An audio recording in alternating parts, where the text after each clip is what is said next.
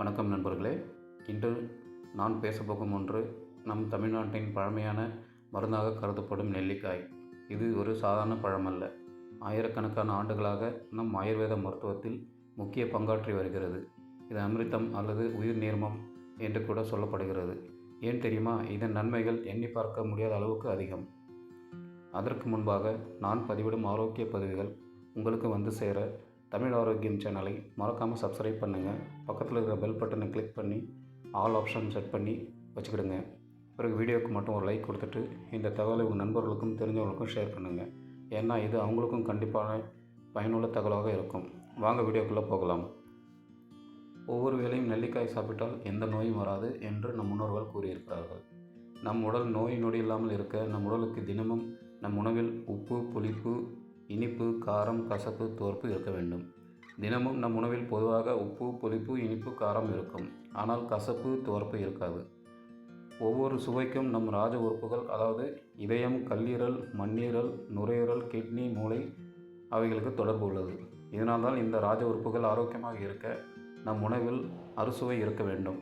இதனால்தான் நான் பழங்காலத்தில் அறுசுவை உணவு என்ற பழக்கம் இருந்து வந்தது. இந்த அறுசுவை தேவையை பூர்த்தி செய்வது நெல்லிக்காய் மட்டுமே. ஆமாங்க, நெல்லிக்காயில் மட்டும்தான் 6 சுவைகள் ஒன்றாக நிறைந்துள்ளது. அதனால்தான் நெல்லிக்காயை ராஜக்கனி என்று கூறப்படுகிறது.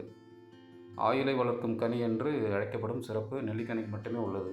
சமைத்தாலும், வேக வைத்தாலும், காய வைத்தாலும், வெட்டி நறுக்கினாலும் மொத்த பயனையும் வீணாக்காமல் தரும் சத்து மிகுந்த காய் இந்த நெல்லிக்காய்.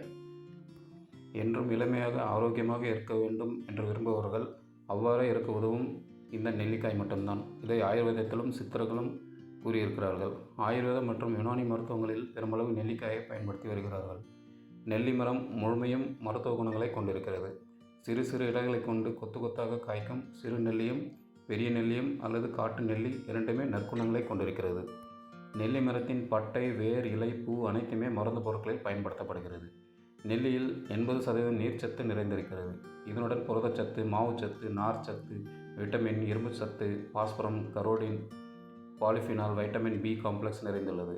ஏழைகளின் ஆப்பிள் என்று வர்ணிக்கப்பட்டாலும் ஆப்பிளை விட அதிக அளவு சத்துக்களை கொண்டிருக்கிறது என்பதே உண்மை. எப்படி என்கிறீர்களா? 100 கிராம் நெல்லிக்கனியில் இருக்கும் சத்துக்களை பாருங்கள். ஆரஞ்சு பழத்தை விட 20 மடங்கு வைட்டமின் சி சத்து இருக்கிறது. ஆப்பிளை விட 3 மடங்கு புரதச்சத்து நெல்லிக்காயில் இருக்கிறது. உடலில் இரும்பு சத்து கிரகிப்பதை நெல்லிக்காய் ஊக்கப்படுத்துகிறது. நெல்லிக்காயில் நீர்ச்சத்து 82%, புரதச்சத்து 0.5%, கொழுப்பு 0.1%, மாவு பொருள் 14%, நார்ச்சத்து 3.5%, கால்சியம் 50 யூனிட், பாஸ்பரஸ் 20 யூனிட், இரும்பு 1.2 யூனிட், விட்டமின் சி 600 யூனிட் போன்றவை 10 கிராம் நெல்லிக்காய் சாற்றில் இருக்கும் சத்துக்கள் ஆகும். இதனுடைய பலன்கள் என்னென்று பார்க்கும்போது, முதல்ல நோய் எதிர்ப்பு சக்தியை அதிகரிக்கும். நெல்லிக்காயில் இயற்கையாகவே மிகுந்த அளவில் வைட்டமின் சி உள்ளது. இது நம் உடலில் நோய் எதிர்ப்பு சக்தியை பலப்படுத்துகிறது. தொற்று, காய்ச்சல், சளி, இருமல் போன்றவை எளிதில் தாக்காமல் தடுக்கிறது. முக்கியமாக குழந்தைகள் மற்றும் முதியவர்களுக்கு நெல்லிக்காய் சிறந்த பாதுகாப்பு மருந்தாகும். மூளை மற்றும் நினைவாற்றலை மேம்படுத்தும். நெல்லிக்காயில் உள்ள ஆன்டி ஆக்சிடென்ட்கள் மூளையில் உள்ள நரம்பு செல்களை காக்கின்றன. இது மன அழுத்தத்தை குறைத்து நினைவாற்றலை அதிகரிக்கிறது. படிக்கும் மாணவர்கள் தினசரி ஒரு நெல்லிக்காய் சாப்பிட்டால் நினைவாற்றல் கூடும் என்று நம் முன்னோர்கள் சொல்வது இதற்காகத்தான். முடி மற்றும் தோல் ஆரோக்கியம். நெல்லிக்காய் எண்ணெய் அல்லது ஜூஸ் ரெண்டுமே முடி உதிர்வை தடுக்கிறது. முடியை கருப்பாகவும் மென்மையாகவும் வைத்திருக்கும். தோலுக்கு திகழும் பளபளப்பை அதிகரிக்கிறது. முகத்தில் பிம்பிள், கரும்புள்ளி போன்றவைகளை குறைக்கும் சிறந்த இயற்கை மருந்து இது. இதயம் மற்றும் இரத்த அழுத்தத்திற்கு நல்லது. ஓய்வே இல்லாமல் உழைக்கும் உறுப்பு இதயம் மட்டும்தான். உடலில் இருக்கும் இதர உறுப்புகளுக்கு இரத்தம் பாய்ச்சும் வேலையை செய்வதும் இதயத்தின் பொறுப்புதான். இதனால்தான் மற்ற உறுப்புகளை விட இதயத்துக்கு அதிக முக்கியத்துவம் கொடுக்க வேண்டும். நெல்லிக்காயில் இருக்கும் குரோமியம் சத்து இதயம் சம்பந்தமான பாதிப்புகளை வராமல் தடுக்கிறது. இதய தசைகளை வலுவாக்குகிறது. இரத்த ஓட்டத்தை சீராக்குகிறது. இதய வால்வுகளில், இரத்த குழாய்களில் ஏற்படும் அடைப்புகளை சீராக வைக்கிறது. மாரடைப்பு வருவதை தடுக்கிறது. இதயத்துக்கு வலு கொடுக்கிறது. கொழுப்பை குறைக்கிறது. நெல்லிக்காயில் இருக்கும் விட்டமின் சி உடலில் தேங்கியிருக்கும் அதிகப்படியான கெட்ட கொழுப்பை கரைத்து வெளியேற்றுகிறது. உடலில் இருக்கும் புரதச்சத்தை அதிகரித்து உடல் எடையை கட்டுக்குள் வைக்க உதவுகிறது. உடல் எடையை குறைக்க விரும்புபவர்கள் நெல்லிக்காய் நிச்சயம் பலன் தரும். மேலும் உயர் இரத்த அழுத்தம் உள்ளவர்களுக்கு இது இயற்கையான மருந்தாகும். அடுத்து செரிமான சக்தி.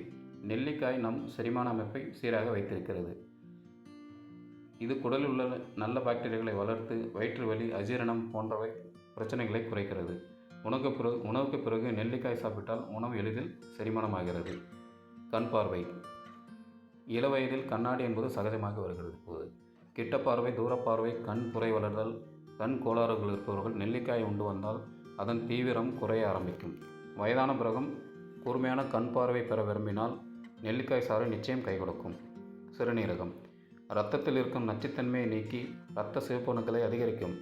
சிறுநீரகங்கள் இரத்தத்தில் இருக்கும் கழிவுகளை வடிகட்டி வெளியேற்றும் வேலையை செய்கிறது.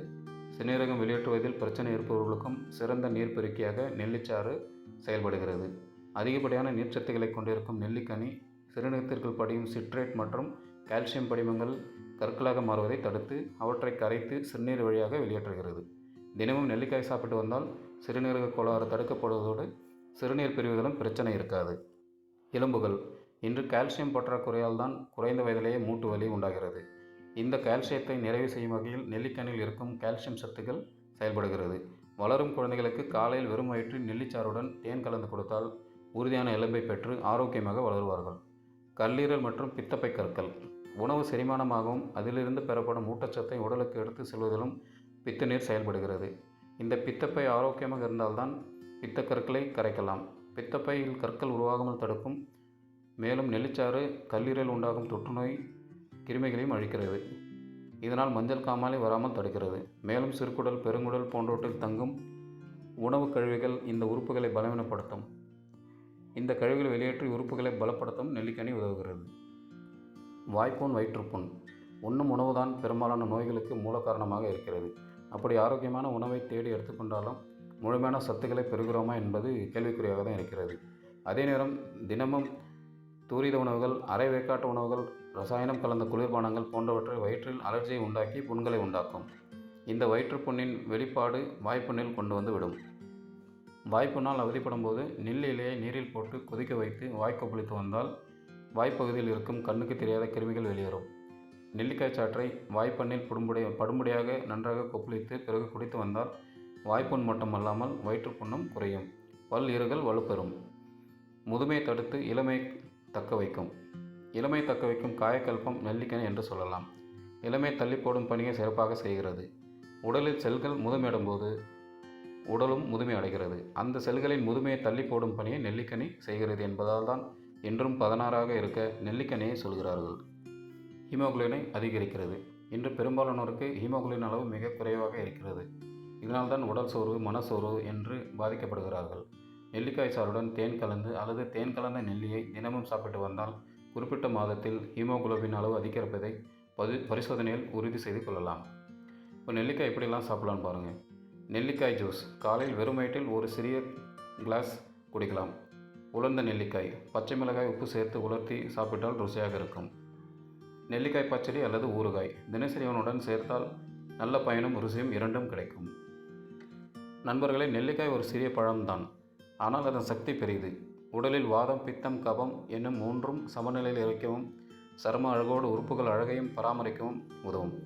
பொருட்களை தேடி வெளியில் செல்ல வேண்டாம். விலை குறைந்த நெல்லிக்கனியில் உயர்ந்த ஆரோக்கியம் இருக்கும்போது வேறு எதையும் தேடி செல்ல வேண்டியதில்லை. இயற்கையோடு இணைந்து வாழ தினமும் ஒரு நெல்லிக்காய். ஆரோக்கியமான வாழ்க்கைக்கு இதுவே போதும். அதே நேரம் தினமும் ஒரு நெல்லிக்காயை உமிழ்நீரோடு கலந்து சாப்பிடலாம். ஆனால் நெல்லிக்காய் சாறை அதிக அளவில் எடுத்துக்கொள்ள வேண்டாம். அளவுக்கு மிஞ்சினால் அமிர்தம் நஞ்சு என்பது நெல்லிக்கனிக்கும் பொருந்தும். அதனால் ஆரோக்கியமாக இருக்க தினமும் ஒரு நெல்லிக்காயை சாப்பிடுங்கள். ஆரோக்கியமாக இருங்கள். மற்றொரு இயற்கை ஆரோக்கிய பதிவில் சந்திப்போம். அதுவரை நன்றி. நலமாக இருங்கள். வணக்கம்.